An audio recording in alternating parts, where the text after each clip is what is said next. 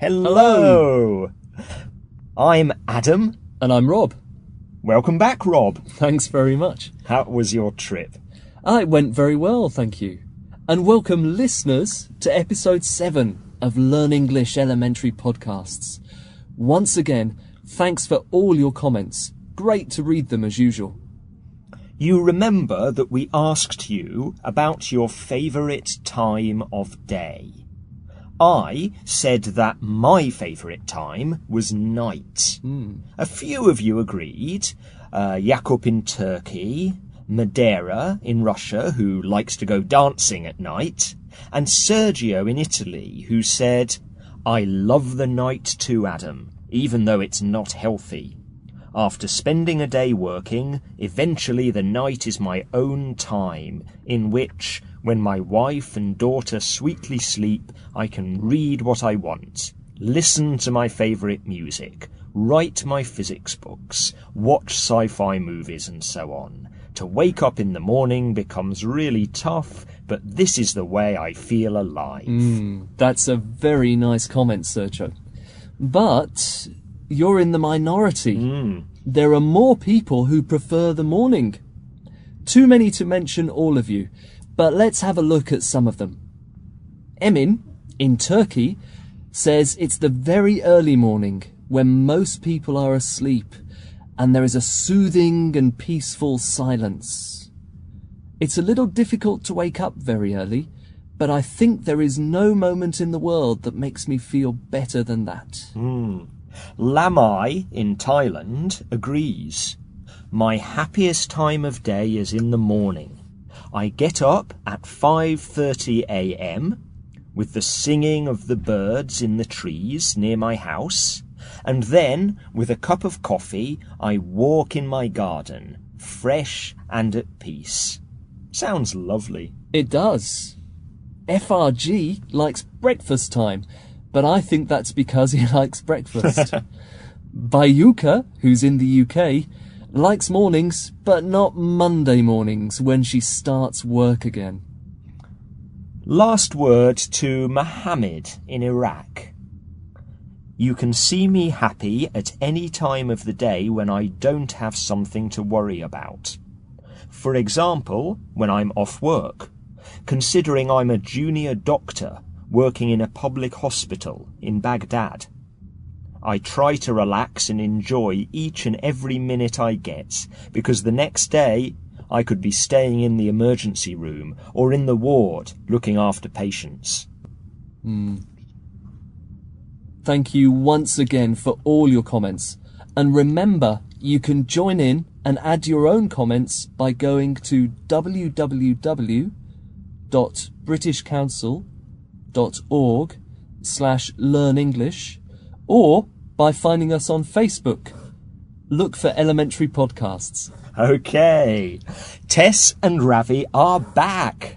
Before you listen to them, do you know what a queue is? It's a line of people, one behind the other. And some people think it's very British. Let's see what Tess and Ravi think.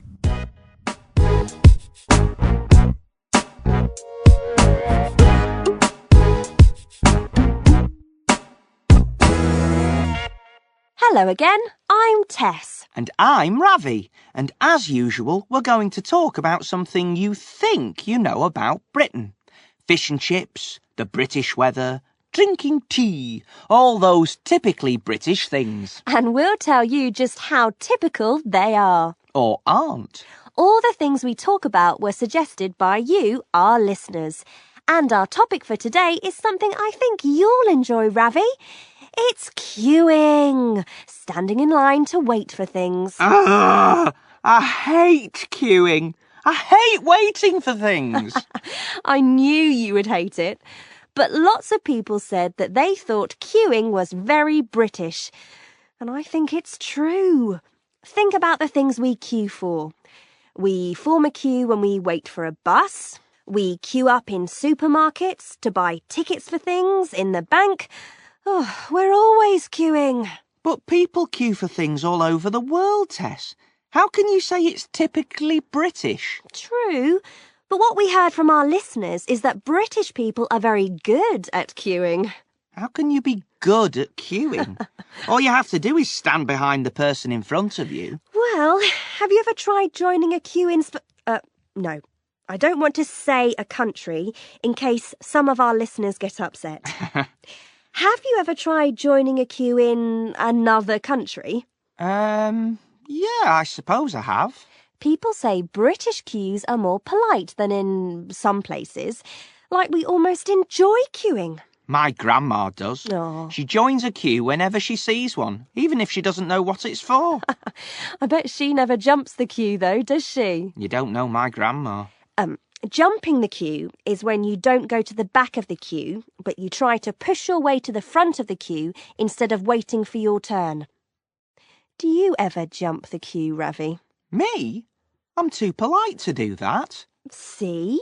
That's what people think about the British, that they like queuing and that they're very polite, so they make nice, tidy queues. I think it's true, more or less. British people do make very organised queues. What about the queues for the winter sales, Ravi? Or to buy tickets for the tennis at Wimbledon? It's almost a national tradition.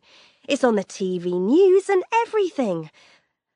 Every year, some people queue up for days to get the best bargains at the start of the winter sales in the shops after Christmas.